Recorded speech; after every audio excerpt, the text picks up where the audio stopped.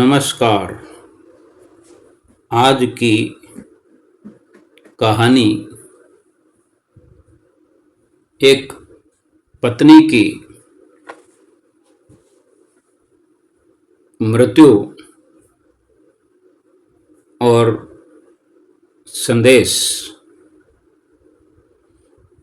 एक बार किसी की पत्नी का देहांत हो गया। 15 दिन बाद पति को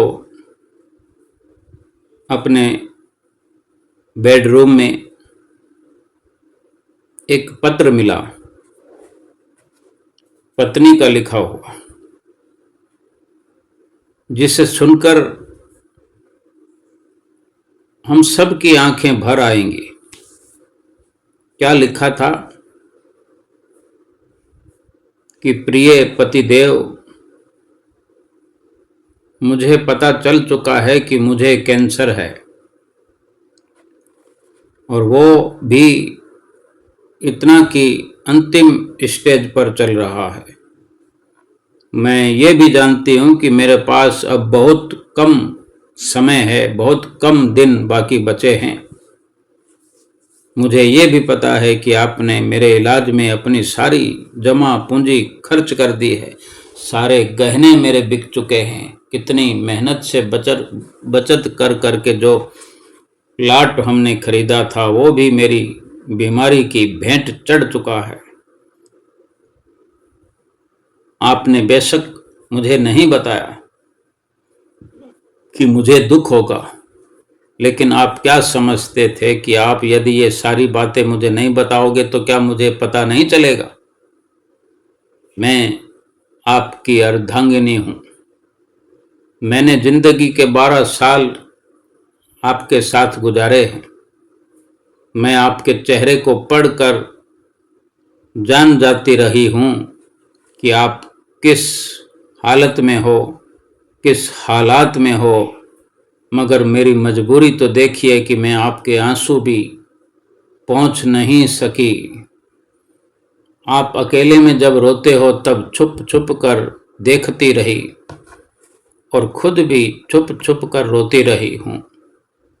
कम बख्त ये जिंदगी हमें किस मोड़ पर ले आई है।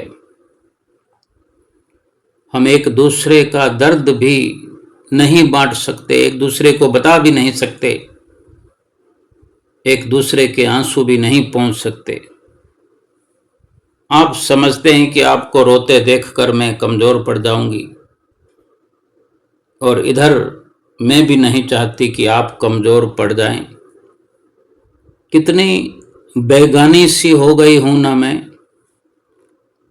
आपकी उदासी का कारण भी आपसे नहीं पूछ सकती।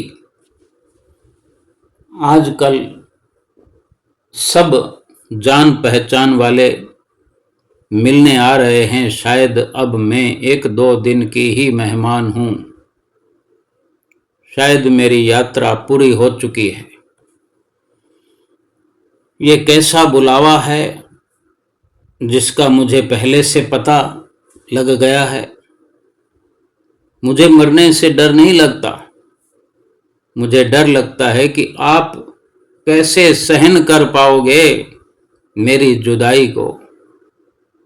शाम को घर आते ही मुझे तलाश करते हो, मगर अब मैं घर में नहीं मिलूंगी।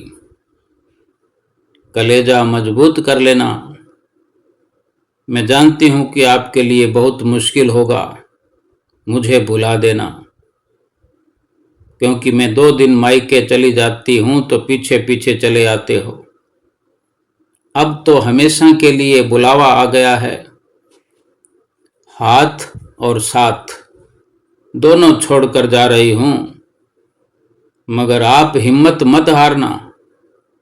बच्चे अभी बहुत छोटे हैं। उनसे कहना मम्मी भगवान के पास गई है, जल्दी लौट कर आएगी। मेरे चले जाने के बाद बिल्कुल भी मत रोना। अपने कलेजे को पत्थर कर लेना। आप मुझसे कहा करते थे ना कि मैं बहुत डरपोक हूं, बात बात पर रो पड़ती हूं। अब देखो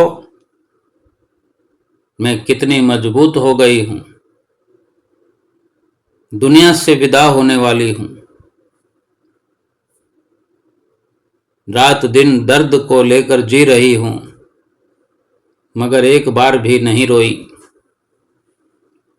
हमारे साथ का सफर बहुत छोटा रहा, मगर मगर क्या करूं, अब साथ नहीं दे पाऊंगी। आपका इतना प्यार देने के लिए शुक्रिया, मेरे सारे नखरे उठाने के लिए शुक्रिया, मुझे टूट कर चाहने के लिए शुक्रिया।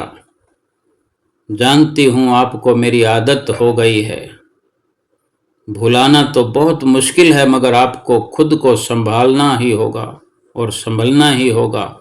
मैं रोज आसमान से देखा करूंगी, आप समय पर नहाना, समय पर खा लेना, क्योंकि आपको ये सब याद दिलाने के लिए अब आपकी पत्नी नहीं होगी। अब मैं न रहूंगी, आलस करना छोड़ देना। जब तक मैं थी, आप घर की हर चिंताओं से मुक्त थे। मुझे दोनों बच्चों की तरह आपका भी ख्याल रखना पड़ता था, मगर आप अब बच्चा बनना भी छोड़ देना, अब रूठना भी छोड़ देना, क्योंकि आपको मनाने के लिए अब आपकी पत्नी नहीं रहेगी। अब टूटना भी छोड़ देना, क्योंकि आपकी हिम्मत बंधाने के लिए भी आपकी पत्नी नहीं होगी।